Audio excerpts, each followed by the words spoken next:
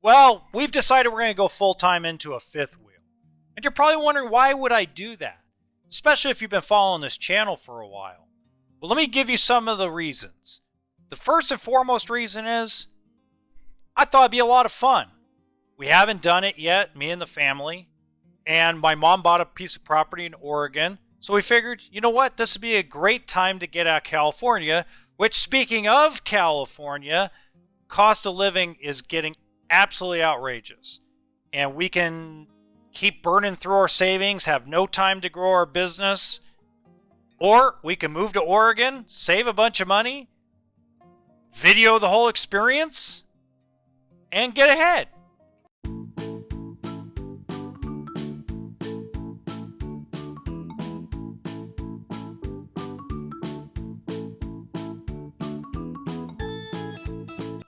So why not? So the first steps that I took in order to do this was, number one, is we looked for financing. Okay, now as you guys know, the way I operate, especially when it comes to financing an RV, is I start with what are the interest rates, right? So we've talked about interest rates a lot over the last probably 3 months, 4 months on this channel. Interest rates have gone up. So with a shaky hand and a shaky computer, I went to Google. And I wanted to do my homework before I walked into a dealership lot so I could speak intelligently about what the interest rates are at right now. What was going to be the budget? And it was a combination of a couple of things. Now let's remember that I always tell you that price isn't everything. Price is only a portion of the pie. So I wanted to figure out, how much did I want to put down? I wanted to have some flexibility. By the time my wife and I sat down, wrote everything out, what was going to cost us in moving truck, what was going to cost us in this, what was going to cost us in that. By the time we went through all those figures, I went, you know what? I want to have the flexibility to put zero down. Okay. Now that affects the price point I can go after, folks. So zero down means that I'm limited to $45,000 or less. Now, is there exceptions to the rule? Absolutely. But I know for a fact that it's harder to get a zero down loan when you're over 45 grand than it is for under 45 grand. Without boring you with all the details, I went to work looking for a fifth wheel. That's what I want to start with. Hopefully something with a bunkhouse. And there was only 5 in the entire area of Sacramento all the way up to Oregon, ranging from $10,000 to $40,000 between a 2007 all the way to a 2015. And then I got lucky and found this Cougar bunkhouse at a place called AMS in Placerville. And my question was, why is it so cheap?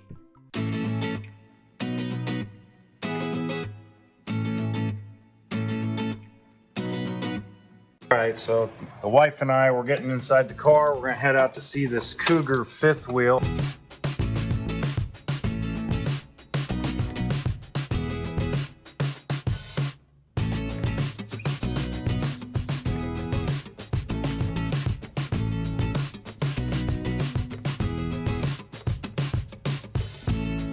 We have arrived at AMS Wholesale and we're going to check out this Cougar fifth wheel. Yeah, we came to come see the Cougar. Oh, great. Yeah, it's all ready. Okay. Thanks.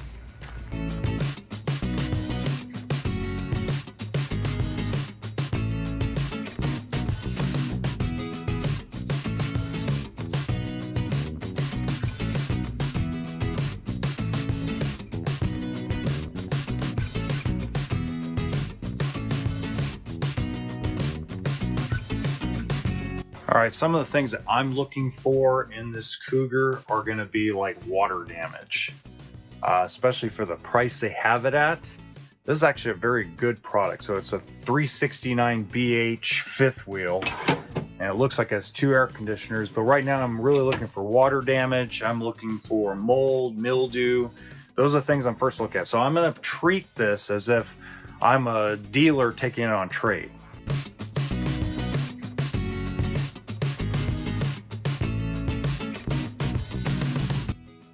It's in kind of rough condition in some respects here. I'll give you guys some examples. For being a 2019, this was cosmetically rough.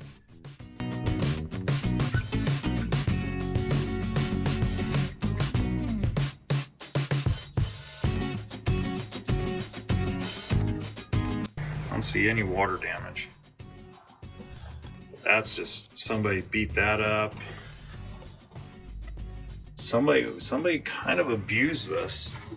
I mean, the walls are super dirty. I mean, and it's only 3 years old.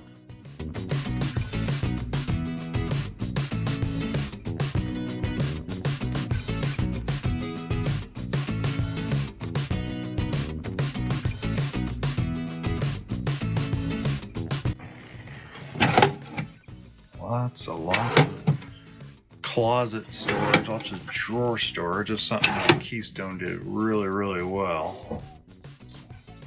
Never understood why they stopped making this model. You know that?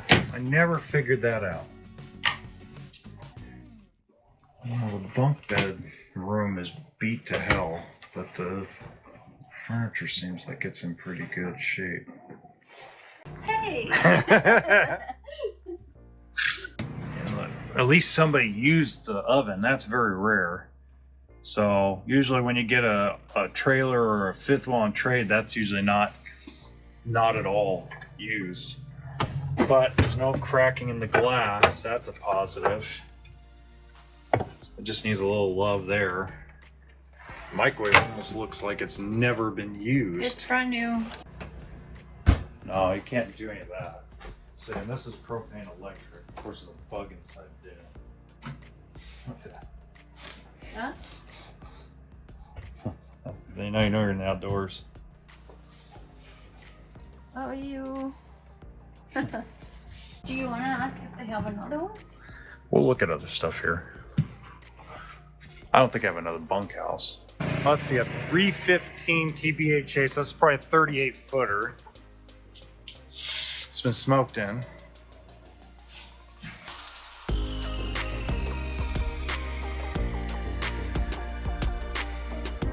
All right, let's see what else we got. Oh, so it's a half bath in here. Mm-hmm. Wow. Holy crap. This is like a dealer's nightmare. I don't know, but I know it's a good coach. It's just not a bunkhouse. I used to sell these brand new when I was working at Giant RV. Hop on up there.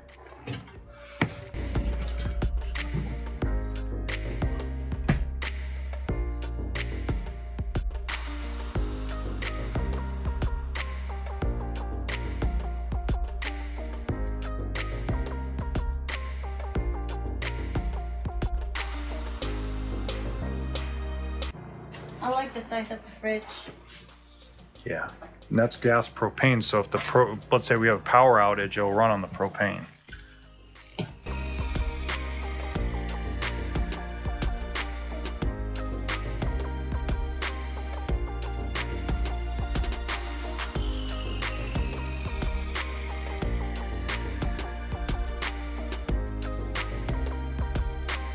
There are a lot of amazing things about this fifth wheel, but you can tell that this was lived in pretty roughly. And talking to the guy who manages the place and owns the dealership, this was actually a buyback from the bank. And so you could tell like why it's priced very low, and cosmetically it's pretty beat up.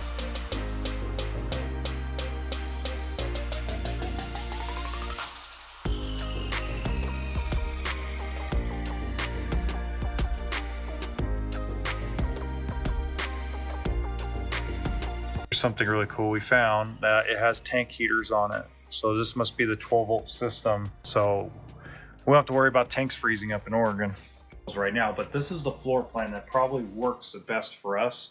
2 girls, my wife, me, Oregon.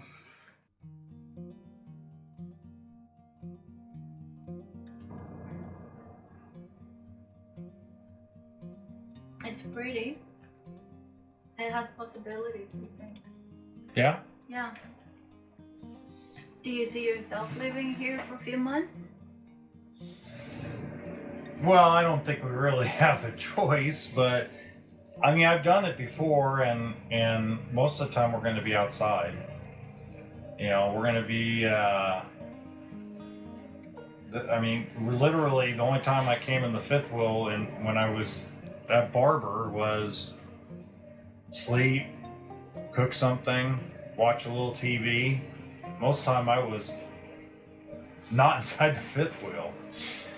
Right, but I mean, we have kids. The girls they have to do their homework, and then either we're gonna be buried in snow or attacked by bears, so we're gonna have to have a hiding place. Well, we have a hiding place.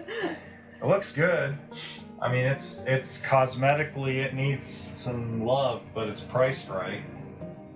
And it's not as damaged. I mean, Well, the good news is there's no sign of water damage.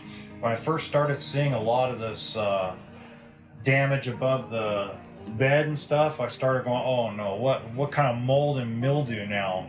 But then I look on the roof and nothing on the roof. It just seemed like whoever lived in it for a short time and then gave it back to the bank.